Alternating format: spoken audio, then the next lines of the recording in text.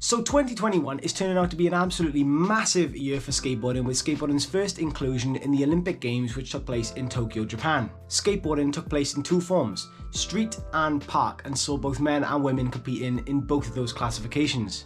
It's been amazing to see skateboarding taken to the world stage in an event such as the Olympics, where historically skateboarding has only really taken place in competitions designed for skateboarding and not competitions that anyone else would really pay much attention to. What's been really fascinating as a skateboarder of over 20 years is to see how much buzz there is in the media and people I know around the skateboarding in the Olympics, the level at which the skateboarders are performing at, and of course the female participation within skateboarding. For this video, I want to talk about female participation in skateboarding, where it's come from and where I feel it is going. So skateboarding was invented at some time in the 1950s in America as a pastime of surfers when the waves weren't so good and they wanted to carry on getting that feeling of surfing on a board.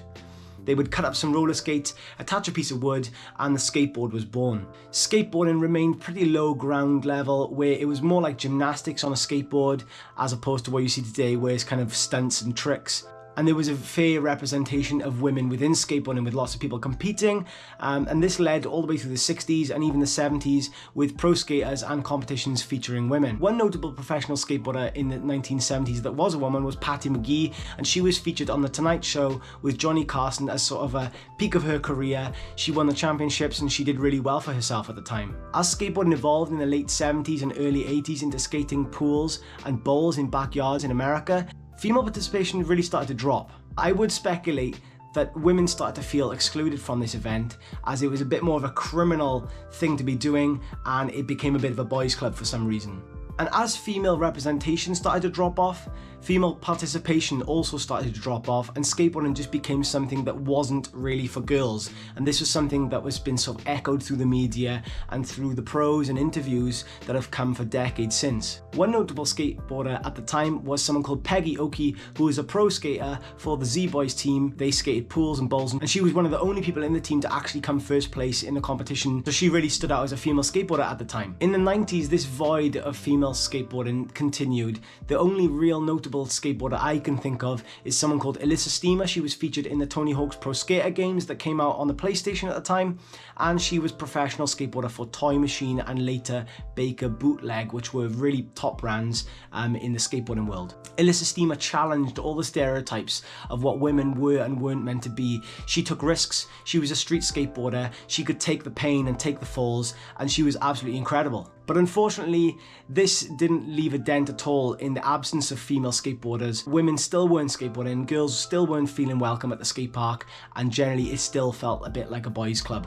I would say in the past decade, we've had some really notable characters in skateboarding, such as Leticia Buffoni from Brazil, who's been pro for Nike and for Plan B for many years. We've got Nora Vasconcelos, who's pro for Adidas skateboarding team and also for Welcome Skateboards, and she's incredible. We've got Lizzie Armanto, who's pro for Birdhouse and for Vans, and she's incredible. She skates for Tony Hawk's team. And we've got pros like Alexis Sablone, who's just killing it on the streets and doing some really good street parts, as well as taking part in some massive competitions worldwide.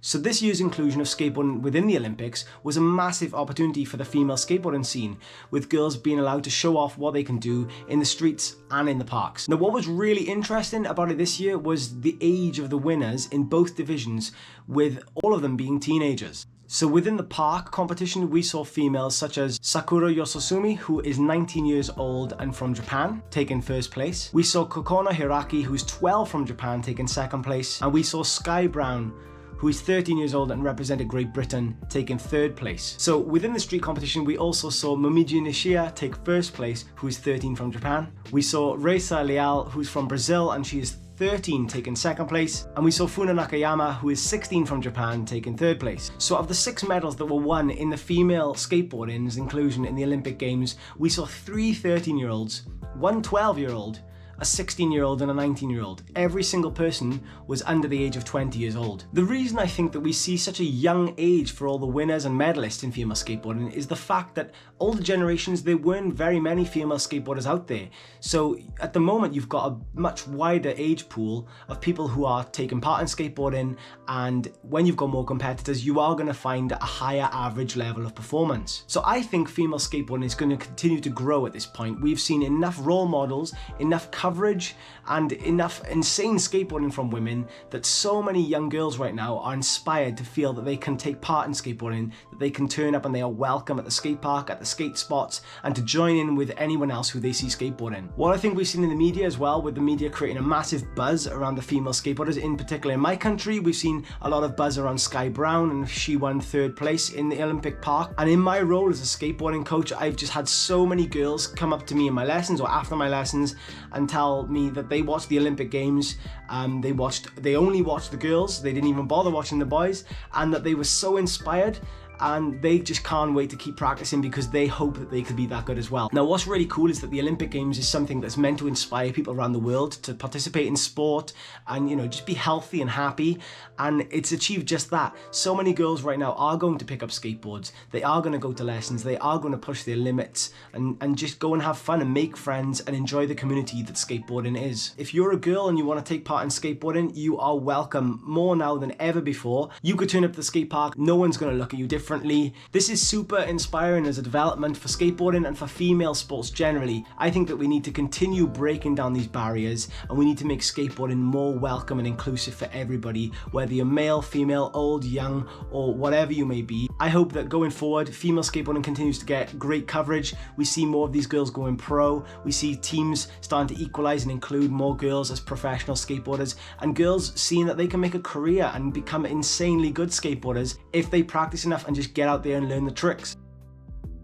If you made it to the end of this video, hit the like button, do the subscribe things, because this helps this channel grow and I need the exposure. It's going to help out so much. Thank you very much for watching. I'll see you again soon.